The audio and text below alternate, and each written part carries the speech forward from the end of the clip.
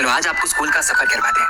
वो दिन याद है जब हम पहली बार स्कूल जाते हैं, बस्ते में सिर्फ एक कॉपी मगर आंखों में आंसुओं का सैलाब लेकर जाते हैं। घर की कितनी याद आती है पर वक्त के साथ आदत बन जाती है। दोस्ती का मतलब पता नहीं होता पर दोस्त बन जाते हैं। पढ़ने का मन किसका होता है, हम तो मस्ती करना चाहते हैं। देखते देखते साल गुजरते हैं और हम कक्षा 5 तक पहुंचते हैं।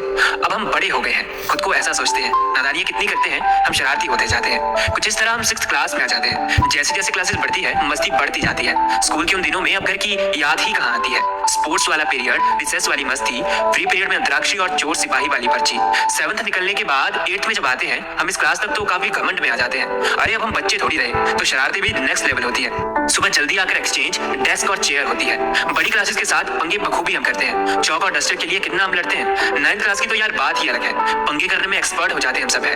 क्लास में शोर करना हो या फंक्शंस पर चेयर उठानी हो, वो स्कूल फंक्शन में पार्टिसिपेट चाहे ढोलक ही बजानी हो, सब बहाने थे क्लासेस ना लगाने के। टीचर जब पूछते थे हम तो कह देते थे मैम फंक्शन की तैयारी करने जाना है। पर मैम को कहाँ पता था हमें तो दोस्तों के साथ कीमती वक्त बिताना है। या दोस्ती उन दिनों खास हो गई थी, एक अपनेपन का एहसास हो गई थी। अब इसी एहसास के साथ 10th में जब आते हैं कि बोर्ड वाले एग्जाम कितना दिमाग खाते हैं। खैर फिर भी मस्ती थी, जिंदगी हंसती थी। डर डर के माहौल में हमने वो 10th क्लास पास की थी। मगर 10th वाले दोस्त बिछड़ जैसे गए। हम फेयरवेल के बाद जब स्ट्रीम्स में बट गए।